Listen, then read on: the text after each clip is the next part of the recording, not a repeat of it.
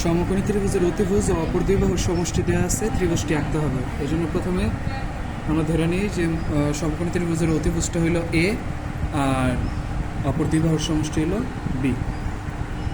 তা এখন এই জায়গার থেকে আমাদের প্রথমে সমকোণী ত্রিভুজটা আঁকাতে হবে। এজন্য যে কোনো একটি রশ্মি নিতে হবে। যে কোনো একটি রশ্মি আমরা প্রথমে নিয়ে নিই। এই রশ্মিটার নাম দিই আমরা এমএন।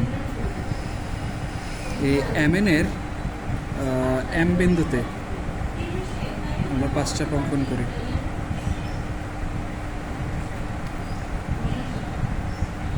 1 2 3 4 5।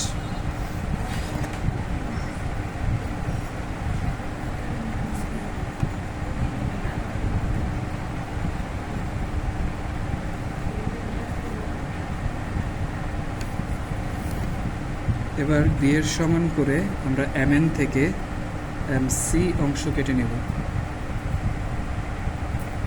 এটা একটু ছোট করে নিলে মেবি ভালো হয়।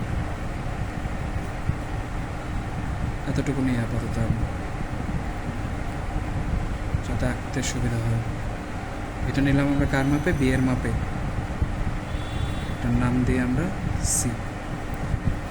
এবার সি বিন্দুকে কেন্দ্র করে এর সমান ব্যাসার্ধ নিয়ে একটা বৃত্তচাপ আঁকবো। এই যে এ ছিল যেটা অতিভুজ,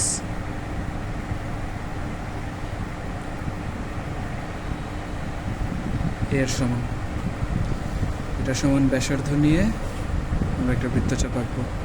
আচ্ছা, এর আগে আমাদের এটা 45 ডিগ্রি করা দরকার ছিল।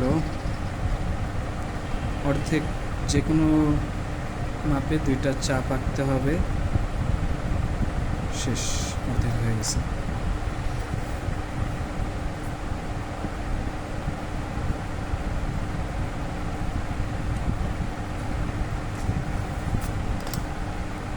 এবার আমরা এর মাপটা নিতে পারি, অর্থাৎ অতিভুজের মাপ। অতিভুজের মাপটা নিয়ে এখান থেকে আমরা একটু বৃত্তচাপ আঁকায় দিই। এবার বৃত্তচাপের ছেদবিন্দু 2টা যোগ করি।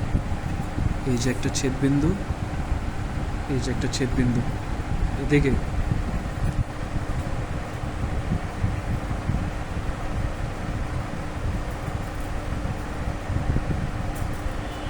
এখান থেকে দিলাম টান, এখান থেকে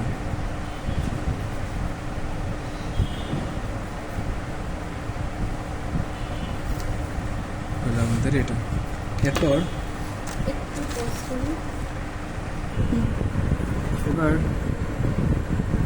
এখান থেকে নিজের মন মতো একটি ব্যাসার্ধ নিয়ে একটি চাপ আঁকতে হবে।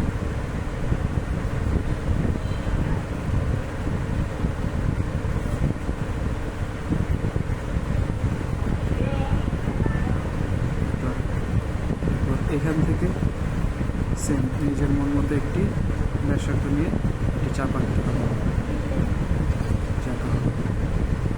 এখান থেকে এটাকে অর্ধেক করতে হবে।